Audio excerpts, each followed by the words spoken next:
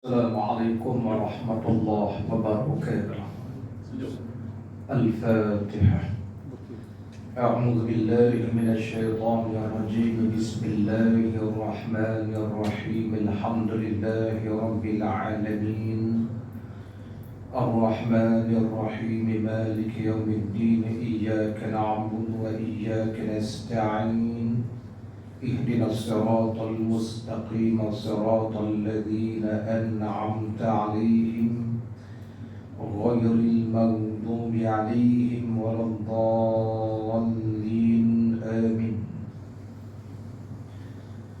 الحمد لله ثم الحمد لله.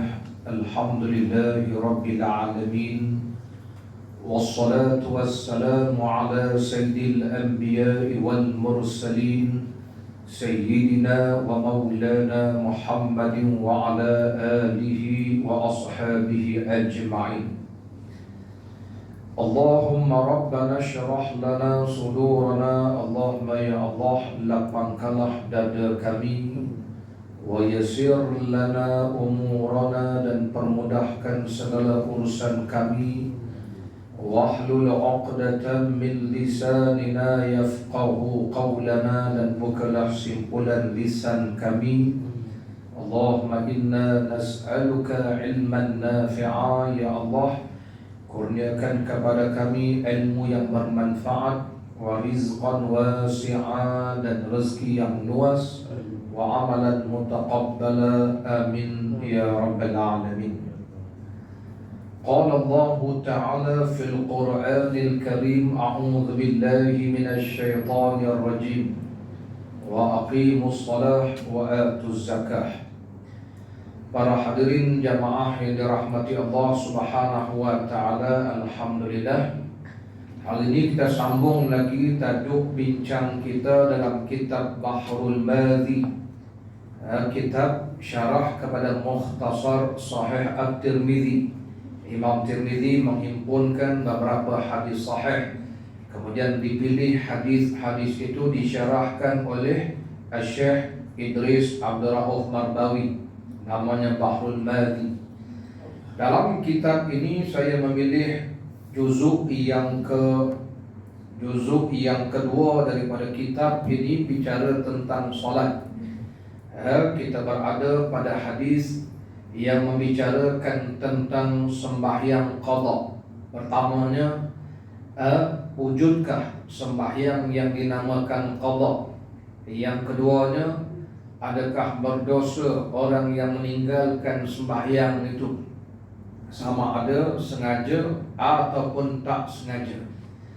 Qala musannifu rahimahullahu ta'ala wa nafa'ana bihi wa bi'ulumihi fid darain. Kata Syekh Muhammad Idris Al-Marbawi dalam kitab ini.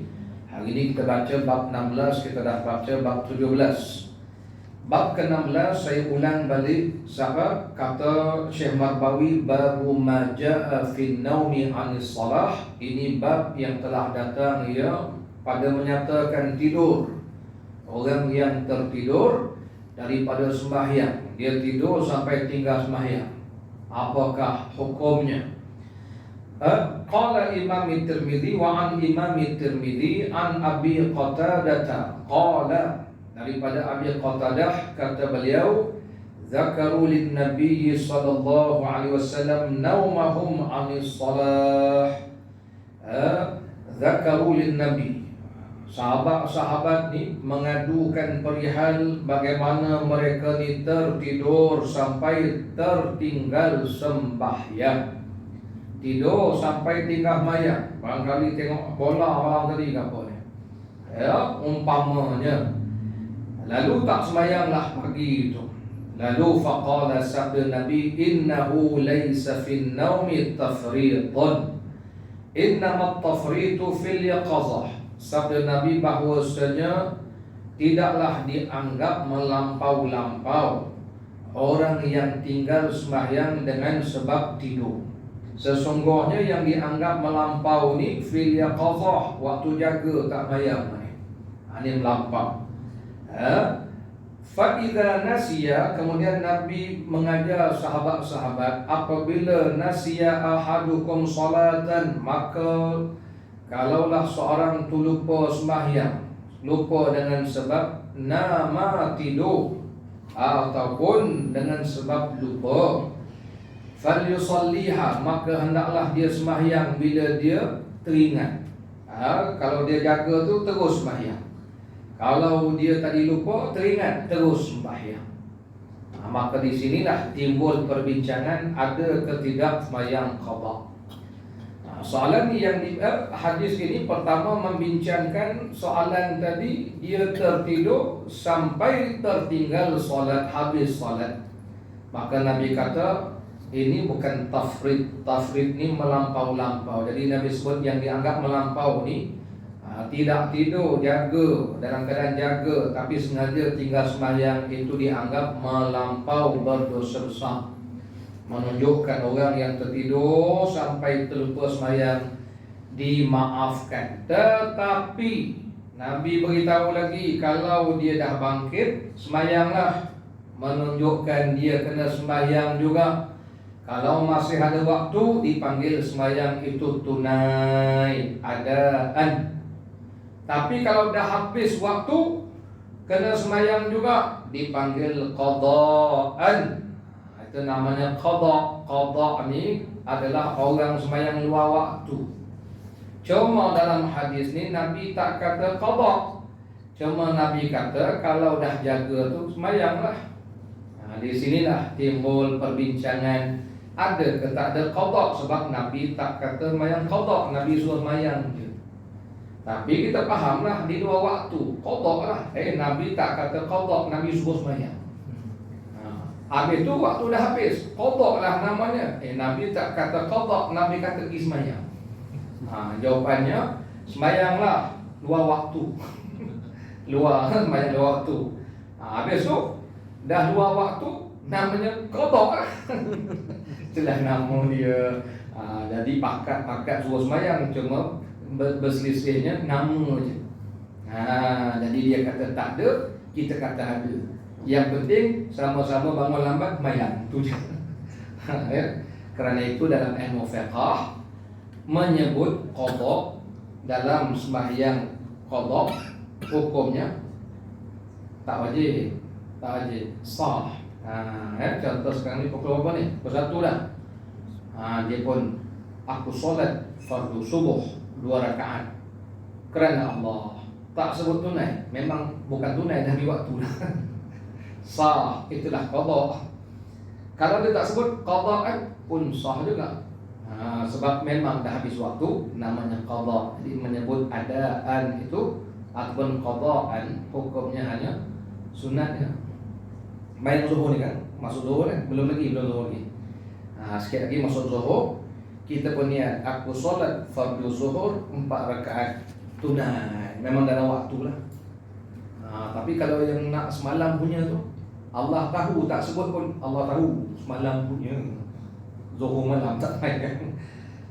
Jadi kesimpulannya di situlah tajuk dia. Baik, bab ke-17 masih tajuk yang sama, cuma dalam bab ini pula nanti dibincangkan qada ni kena segera ke boleh lambat-lambat ni. Sebab Nabi kata kalau dia jaga, dia tidur tadi, bangun, Nabi kata pergilah sembahyanglah. Tengok sini boleh tak dilambatkan. Qala al-musannifu rahimahullahu ta'ala wa nafa'ana bihi wa bi'ulumihi fid darain. Kata Syekh Marbawi, bab ke-17, muka surat 71, babu ma ja'a fi rajuli yansa salata.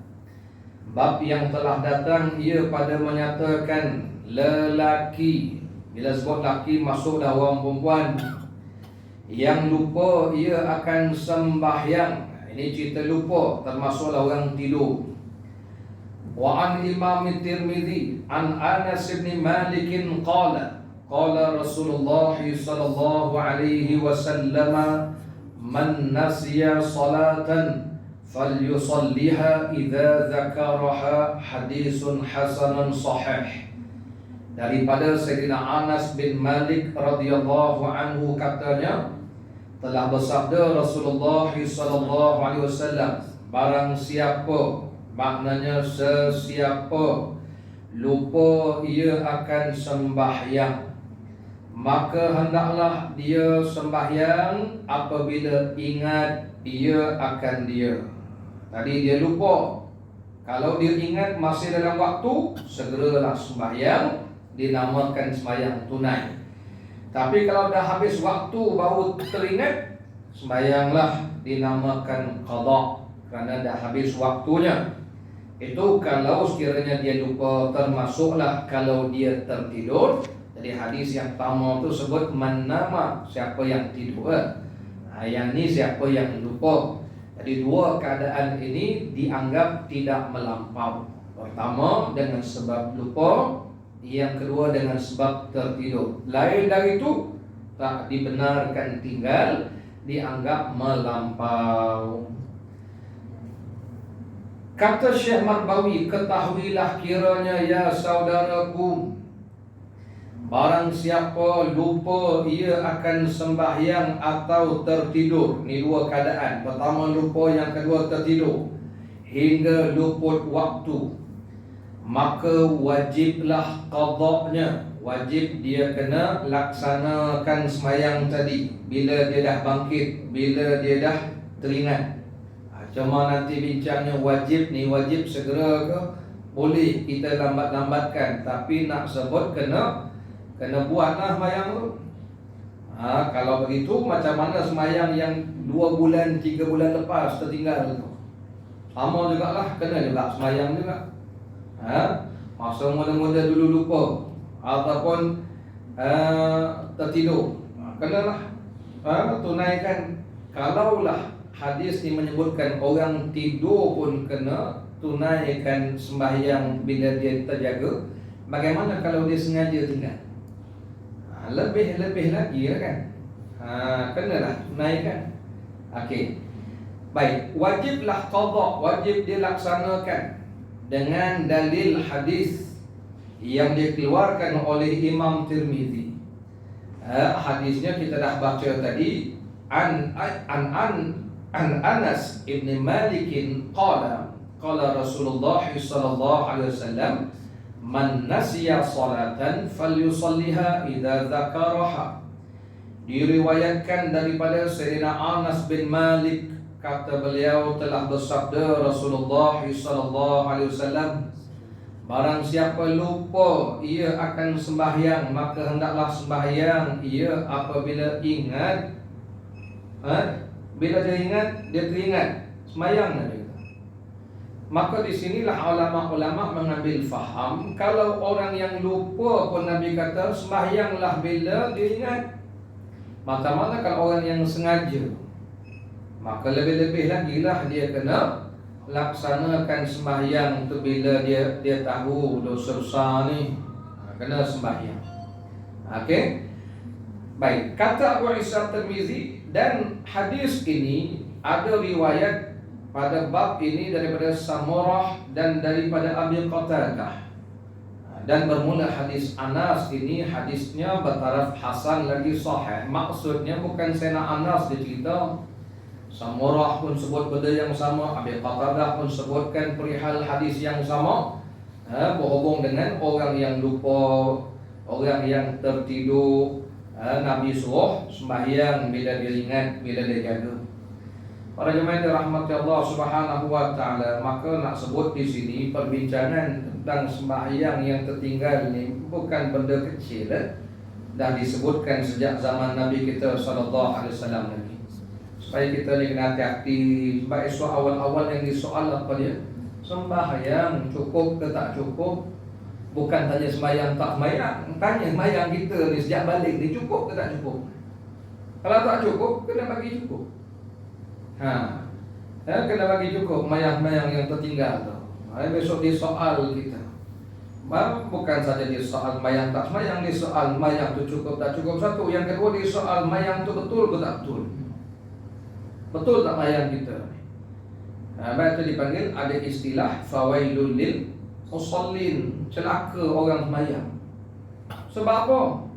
Dia sembahyang tapi dianggap dia orang celaka. Pertama sekali kata para ulama, dia sembahyang tapi sembahyang tak betul. Yang kedua, dia sembahyang tapi sembahyangnya itu tak cukup. Yang tiga, dia sembahyang tapi dah habis waktu buat sembahyang. Habis zuhur, pun nak zuhur. Bukan sebab tidur, bukan sebab sengaja, sebab meeting sebab dia. Tak sembahyang zuhur. Allah Rabbi. Semua dia soal dia sebab sembahyang. Itu awal-awal dia soal sembahyang kita. Pesan dengan mayang jaga. Baik, ini riwayat daripada Anas. Dan Sayyidina Anas ni kita maklum antara sahabat yang banyak meriwayatkan hadis Rasul. Dalam kalangan sahabat yang banyak meriwayatkan hadis Nabi, paling banyak Abu Hurairah. Sayyidina Anas ni duduk nombor 5 orang paling banyak meriwayatkan hadis Rasulullah, nombor 5. Dan Sayyidina Anas ni, kalau kita baca sejarah hidup beliau, waktu umur 10 tahun, hadisnya 10 tahun dah duduk dengan Rasulullah, khidmat dengan Rasul, penuh masa dengan Rasul. Waktu Nabi wafat, umur dia baru 20 tahun. Anak muda semua, alim, belajar berguru dengan Rasul sallallahu alaihi wasallam. Nabi pun sayangkan Sayyidina Anas ni. Jadi bila Sayyidina Anas menceritakan hadis ini, memang punya kekuatan. Memang betul apa yang disebutkan oleh Rasul ini. Dan diriwayatkan daripada Sayyidina Ali bin Abi Talib bahawasanya berkata ia pada lelaki yang lupakan sembahyang atau tertidur, kata Sayyidina Ali, sembahyang ia akan dia, maknanya kamu tunaikan sembahyang ni pada waktu ingat, di dalam waktu sembahyang atau di dalam waktu lain. Maknanya bila kamu teringat, kena pergi sembahyang. Menunjukkan adanya perintah supaya segera menunaikan bila teringat tadi.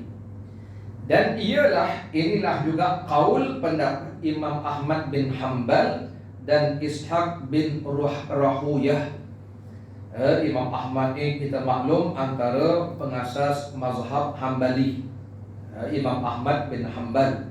Ishaq ini juga antara ulama besar dalam mazhab beliau. Dulu asal mazhabnya ada 12. Hari ini yang dominan berapa? 4 saja. Hanafi, Maliki, Syafi'i, Hanbali. Dulu ada 12. Antaranya mazhab Ishaq ni. Tapi dah tak ada pengikutnya, dah tak ada pembawanya. Dan diriwayatkan daripada Abi Bakrah bahawasanya tertidur ia daripada sembahyang asar, maka jaga dia terjaga waktu masuk matahari, maghrib baru terjaga. Maka tiada sembahyang hingga habis hurufnya. Huruf ni matahari dah tenggelam, baru dah ada sembahyang asar. Dan sesungguhnya Abi Bakrah ni antara sahabat-sahabat Rasulullah. Maknanya mereka dia beramal. Maknanya sembahyang ni tak boleh tinggal. Kalau tertidur, bangun-bangun terus sembahyang walaupun dah habis waktu. Dan sesungguhnya telah berjalan suatu kaum. Berjalan ni maknanya mengambil jalan. Kita panggil zahaba. Telah mengambil jalan suatu kaum daripada ahli Kufah kepada pendapat ini. Maknanya sembahyang ni tadi kita lupa, bila ingat kena sembahyang, kena segera. Nanti timbul persoalan, adakah kena segera? Jadi sebilangan ulama-ulama Kufah duk pegang pendapat hadis ni. Kalau tadi tidur, bangun sembahyang walaupun dah habis waktu. Okey? Cuma nanti belakangnya ada bahas kena segera tak kena segera tu. Belum sampai tajuk dia lagi. Ambil dulu tengok pandangan ulama-ulama macam mana memahami hadis ini. Dan ada pun ashab kita, ashab ni ulama-ulama Syafi'i, maka berjalan mereka mengikut jalan yang ditunjukkan kepada qaul ni pendapat Sayyidina Ali bin Abi Talib radhiyallahu anhu. Mana pendapat Sayyidina Ali? Tadi diceritakan Sayyidina Ali sebut ada orang lelaki tertidur lupa sembahyang, maka Sayyidina Ali suruh dia sembahyang sama ada pada waktu itu ataupun waktu lain. Okey, jadi kita nak kena segera tak kena segera. Dan hadis ini, hadis riwayat Sayyidina Ali ini dikeluarkan oleh Imam Bukhari dan Imam Muslim dalam Sahih Bukhari dan Sahih Muslim. Ini disebut dalam kitab Sahih. Tentang ini kita nak bahas ni tadi, hari itu kita dah bahas ada ke tidak sembahyang yang tertinggal dengan tidur ataupun dipanggil lupa, dan begitu juga macam mana kalau sengaja. Kalau tidur pun Nabi suruh sembahyang, macam mana yang sengaja, lebih-lebih lagi. Okey, tengok maksud seterusnya di 90 tu, qada sembahyang luput dengan uzur dan tiada uzur. Barulah masuk cerita dia. Kata Imam Nawawi, ni qada sembahyang ni yang luput dengan uzur. Dengan uzur ni maksudnya ada kelonggaran, umpama dia tidur ataupun dia tadi terlupa, tu dipanggil dia tinggal dengan uzur, dengan kemaafan, ada excuse dia. Atau tiada uzur. Tiada uzur ni sengaja, bukan sebab tidur, malas, sengaja. Ikut mood dia, tak ada mood bayang lagi ni. Oh, dia ingat macam makan nasi dia. Bayang ni bukan macam makan nasi. Bukan macam tengok bola, time suka tengok. Tak, bayang ni wajib. Baik, kata Imam Nawawi, bermula sabda Nabi SAW dalam hadis yang kita baca tadi, man nasiya salatan falyusalliha idza dzakaraha. Maksudnya sesiapa yang lupa sembahyang kerana lupa ni tadi, bila dia teringat, hendaklah dia sembahyang. Menunjukkan wajib qada sembahyang fardu. Qada ni maknanya kena laksanakan sembahyang fardu yang luput. Sama ada dia meninggalkan dengan uzur seperti tertidur atau lupa, ataupun tertinggal dengan tiada uzur. Tiada uzur ni bukan sebab tidur, sengaja, malas ni. Itu dalilnya. Dan pada hadis ini ada kalam orang, ada kata-kata orang, iaitu adalah pada hadis itu diqayyidkan qada dengan sebab lupa. Jadi macam zaman kita pun, mereka dok baca hadis ni, mereka kata dalam hadis ini Nabi sebut siapa-siapa lupa atau tertidur. Jadi macam mana dikatakan wajib qada pada orang yang tidak ada uzur? Jadi orang yang tertidur, orang yang terlupa ni dianggap diberi keuzuran. Jadi mereka dok berbahas, itu maksud kalam orang. Zaman kita pun ada orang cakap, ustaz-ustaz pun ada yang cakap. Hadis tu sebut kalau tertidur, kalau terlupa. Ini tak ada kena-mena yang sengaja. Jadi yang kena ganti itu yang tertidur dan terlupa je. Kalau gitu sedaplah kita tinggalkan je. Macam tu. Apa nak jawab ni? Apa nak jawab? Tak payah jawab ni, Imam Nawawi dah jawab. Jadi orang ulama rupanya bukan zaman kita je isu ni bangkit. Sebab itu benda ni benda yang berulang-ulang. Sejak zaman Rasul sampai hari ni lah, benda lama je. Telah dijawab oleh Imam Nawawi. Katanya kata Imam Nawawi, dan hanya senya qayyid. Qayyid ni kaitan dalam hadis itu dengan lupa, supaya mengeluarnya atas sebab. Baik, Nabi sebut sesiapa terlupa kan, hendaklah dia sembahyang bila diingat. Itu hanya sebagai sebab ataupun panggil alasan. Maksudnya iaitu manakala wajib qada atas yang diuzurkan dia, maka yang tiada uzur itu lebih aula dengan wajib qada. Boleh faham tu? Jadi kata Imam Nawawi, ya Rasulullah sebut siapa-siapa terlupa hendaklah sembahyang bila teringat. Jadi Nabi hanya nak beri suatu hujah, alasan. Kalau lupa pun kamu kena buat, apatah lagi kalau sengaja. Dalam bahasa Arab dipanggil min babil aula, lebih utama lah kan. Boleh faham tu? Tak faham? Fahamkan ni lah. Sebab hari ni mereka duduk pegang hadis ni, stick dengan hadis ni. Hadis ni kata yang lupa je kena bayar, yang tak lupa tak payah. Sedaplah macam tu. Jadi kita duk faham di balik makna. Kalau lupa pun Nabi kata kena sembahyang, maka yang sengaja lebih-lebih lagi. Ke macam mana tuan-tuan faham tu? Kalau tuan-tuan tak sedakat, tuan-tuan memang geng Wahabi ya, tulis ada tahu. Itulah dia dah pegang tu. Ala kulli hal dah. Jadi kita ni tak boleh faham begitu, ya. Kita kena faham sebagaimana faham alim ulama kata. Jadi mereka dah faham kalaulah yang lupa pun Nabi kata sembahyang dia teringat, maka yang sengaja lebih-lebih lah lagi kena bayar balik mana-mana sembahyang tinggal. Dan iyalah, dan pendapat inilah setengah daripada barang yang masuk di dalam bab menjagakan dengan yang kurang atas yang tinggi. Ini ada satu bab dalam usul fiqh namanya. Tuan-tuan tak faham tak apa. Ini namanya cara berbahas. Nak memahamkan hadis itu. Seterusnya, apalagi seterusnya. Dan telah syaz. Syaz ni cakap Arab, cakap Melayu ada pendapat yang re. Syaz. Ya. Setengah daripada ahli zahir, namanya mazhab zahiri. Kata golongan mazhab zahiri, tiada wajib qada sembahyang yang luput dengan tiada uzur. Yang tadi itu orang tidur dia kena qada. Orang lupa kena qada sebab hadis sebut itu. Jadi puak zahiri ni, tuan-tuan tahu sebab apa dipanggil zahiri.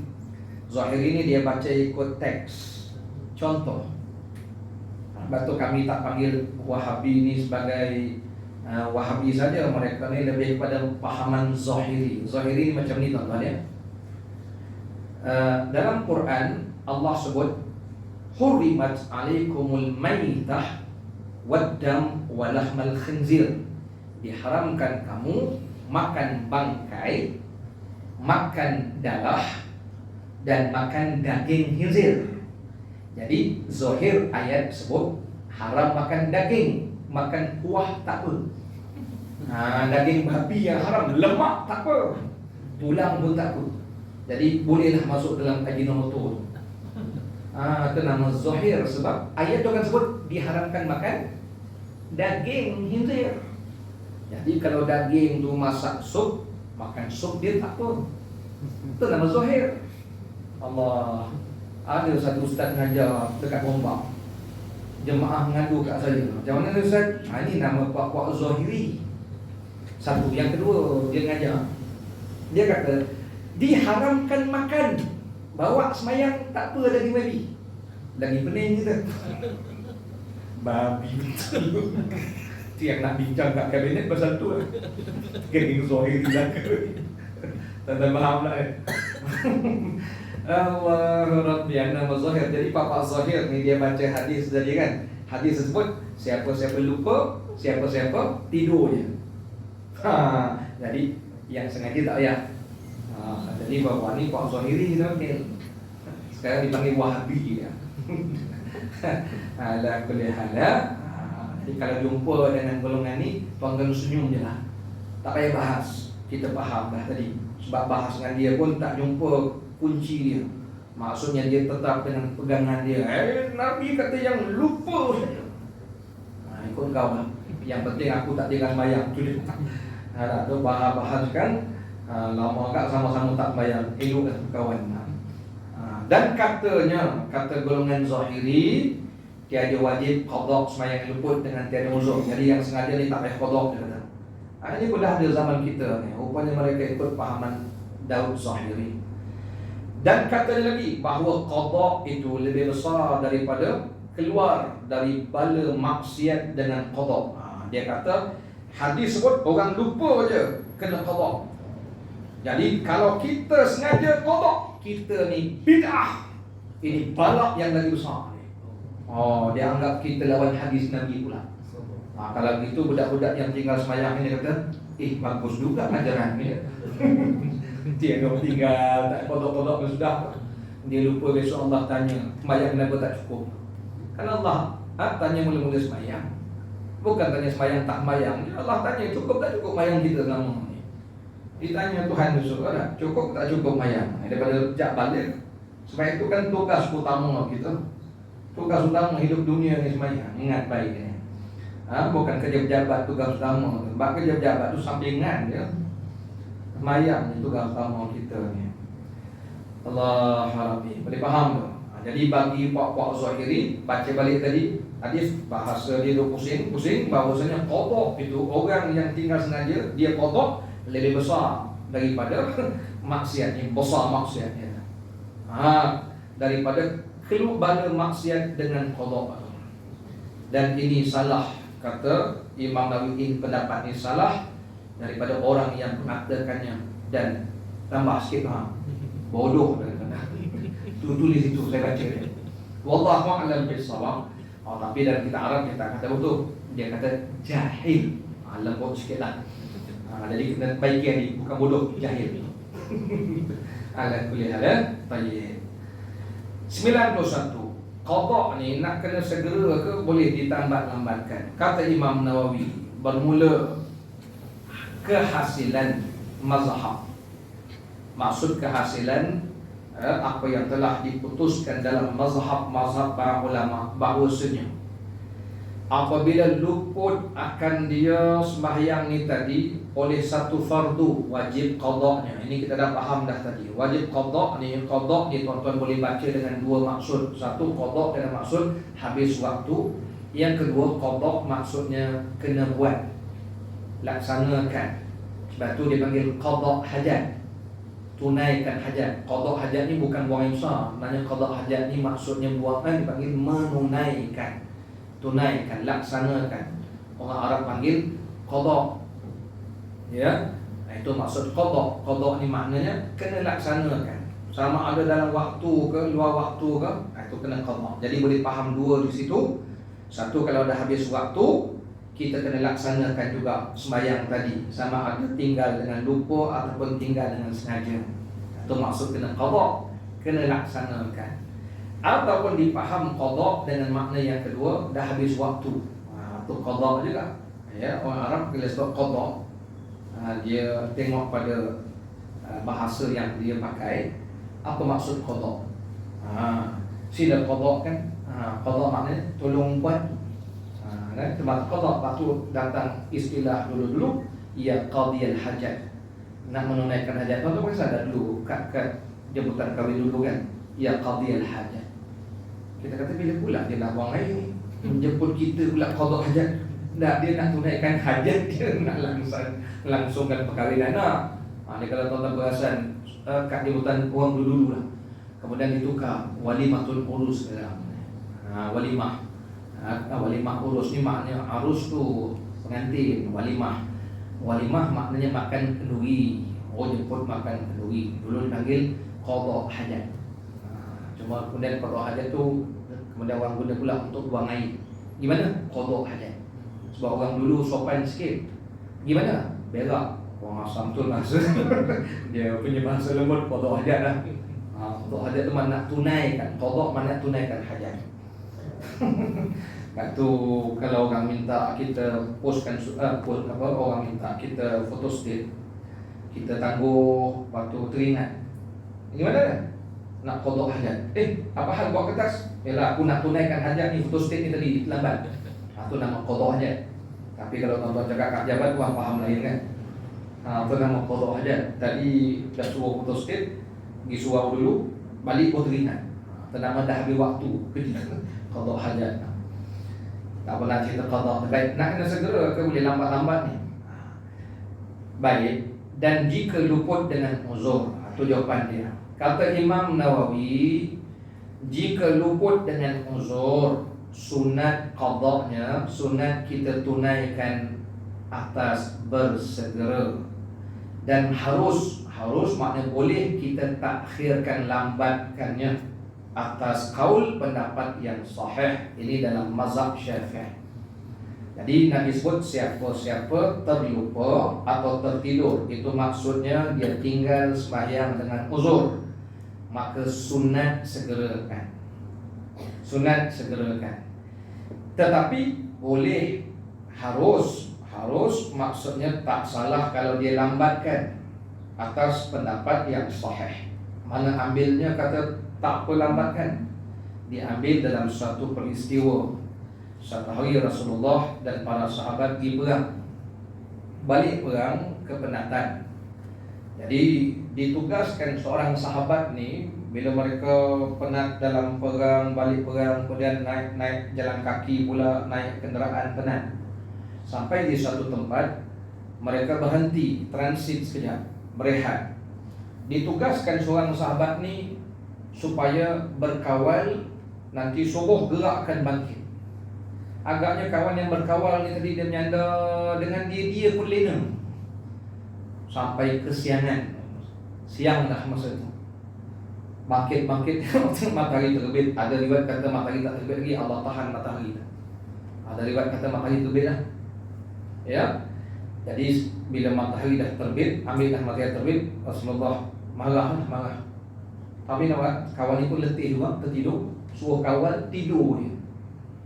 Lalu Nabi kata, kita tinggalkan tempat ini tempat banyak syaitan. Jadi Nabi minta sahabat packing, bergerak.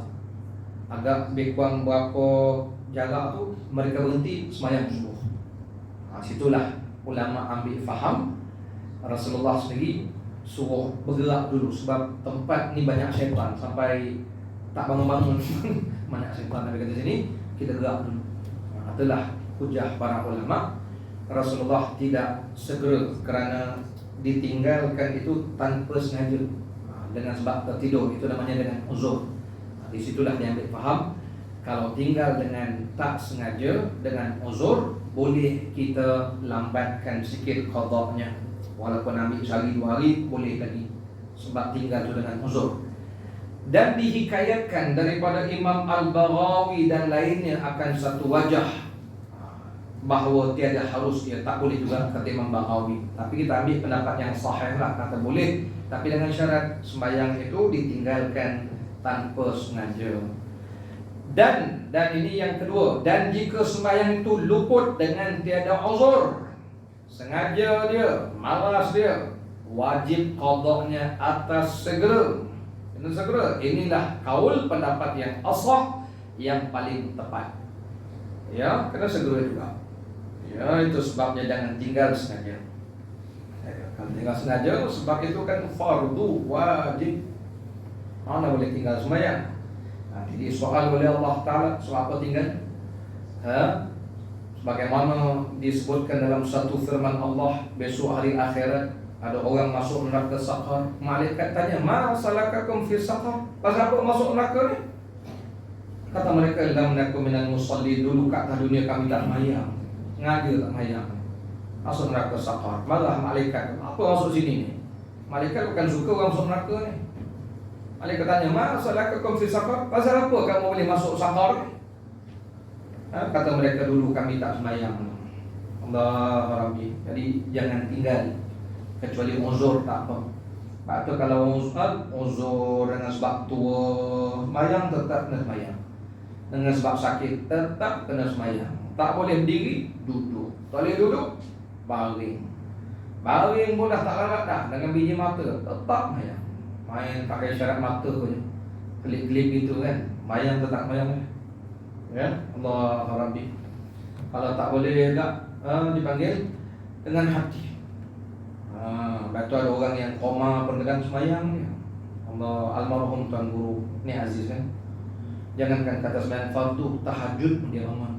Yang kita sihat pun tak bangun. Sampai ini kisah benar ni, nurse tengok, doktor tengok, tengah malam bangun tahajud ni. Padahal tak larat badan, tapi untuk tahajud mampu. Hebat, kekuatan rohnya membangunkan jasad. Allah Rabbi, kita nak duduk tahap tu lah saja. Dan kata kil ni pendapat yang kecil, tiada wajib atas segera, bahkan harus baginya ditakhirkan. Ada juga pendapat yang kecil, kata mayang yang tinggal sengaja pun boleh dilambatkan. Ya, tapi kita ambil pendapat yang kuat tadi, yang asah, yang lebih tepat. Kalau tinggal dengan sengaja, wajib segerakan. Ini kalau sengaja tinggal. Baik. Kadang-kadang mengapa disebutkan pendapat yang kecil-kecil ni? Supaya begini, dalam bab ini, dalam bab kita dipanggil orang yang dah ada komitmen agama. Bagi orang yang baru masuk, baru berjinak dengan agama kan, kita nak dakwah dia, kita kena ambil juga pendapat yang kecil-kecil ni. Ada baru 2-3 hari insaf. Ustaz, saya ni banyak semayang tinggal Ustaz. Dah puluh-puluh tahun sekarang ni baru saya insaf. Macam mana dengan wajib qada? Menyesal pula insaf. Menyesal pula insaf dia kata. Itu kita pakailah pendapat yang kecil-kecil ni. Inilah tuan, bayarlah pelan-pelan. Dan nanti kita syorkan supaya dia jangan sembahyang sunat, dia sembahyang qada.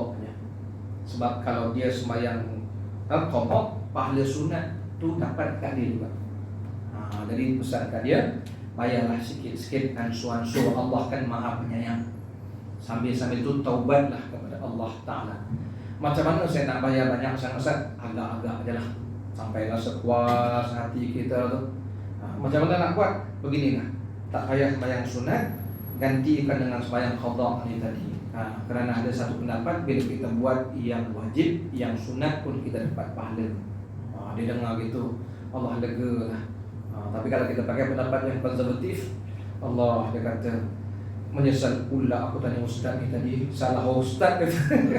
Atau dalam bab dakwah ya, dalam bab dakwah kita kena bagi lembut sikit lah. Tapi bagi kita yang dah form dengan ibadah ni, jangan ambil pendapat yang kecil-kecil ni. Sagi mula nak tinggal semayang ni kan, ambil pendapat yang keras ni sikit tadi. Bayang tak boleh tinggal, kalau sengaja segerakan untuk membayarnya. Ini hutang dengan Allah Ta'ala namanya ni, hutang dengan Allah ya. Tak ada orang nak selesaikan, kita kena selesaikan dengan Allah Ta'ala.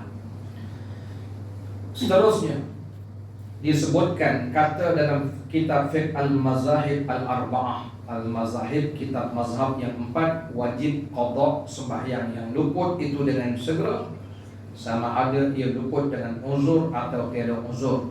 Ini maknanya dalam fiqh 4 mazhab, Hanafi, Maliki, Syafi'i, Hambali.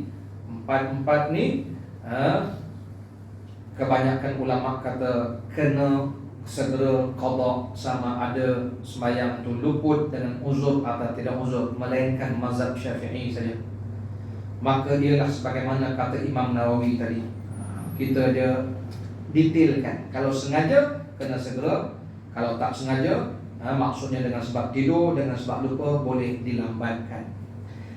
Dan tiada harus makna tak boleh takhirkan qada, melainkan kerana ada halangan seperti berusaha bagi menghasilkan rezeki dan menghasilkan ilmu yang wajib atasnya akan sebagai wajib aini, seperti makan dan tidur, dan tiada terangkat, yakni tiada lepas dosa sembahyang yang ditinggalkan dengan sengaja, dengan semata-mata qada.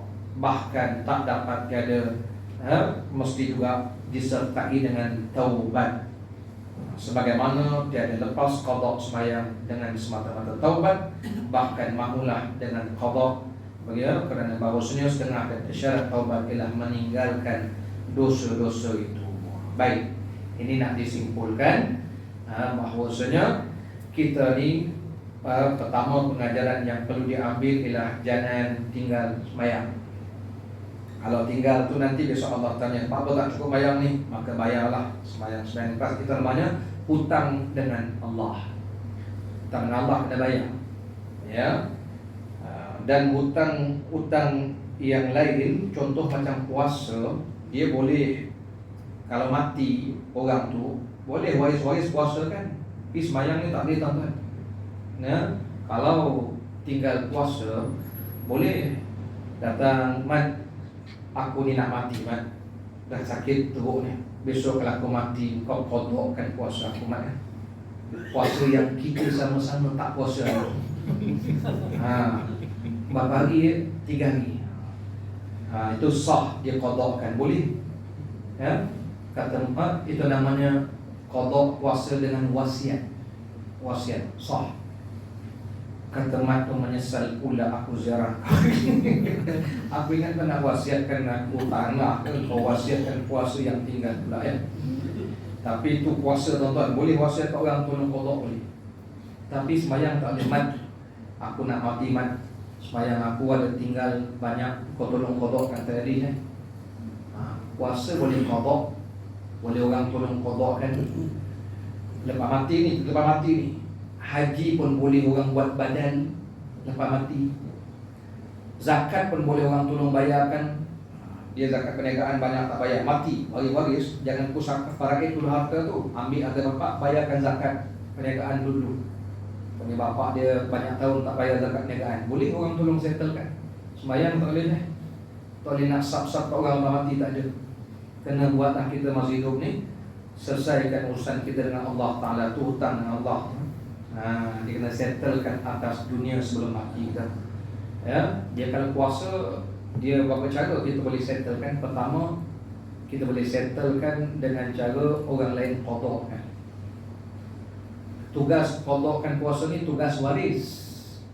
Kalau bukan waris, nak qadakkan, dia ada syaratnya. Syarat pertama tadi dengan wasiat si mati. Wasiat, dia wasiatkan macam tadi lah. Dia sebut kat kawan dia tu, aku minta tolong qadakkan aku.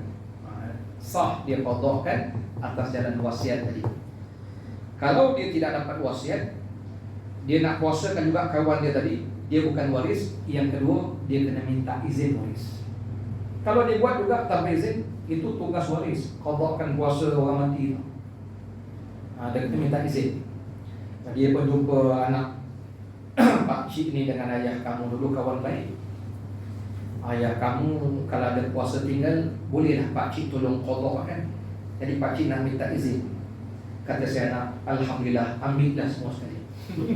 Baru waktu anak. Kami izinkan. Dah pakcik nak qadakkan sehari je. Yang lain tu koma lah, koma buat lah. Tak apa pakcik, kita orang tak kisah. Kami bagi semua sekali pakai pakcik je. Ni anak bertuah dia panggil. Itu cara.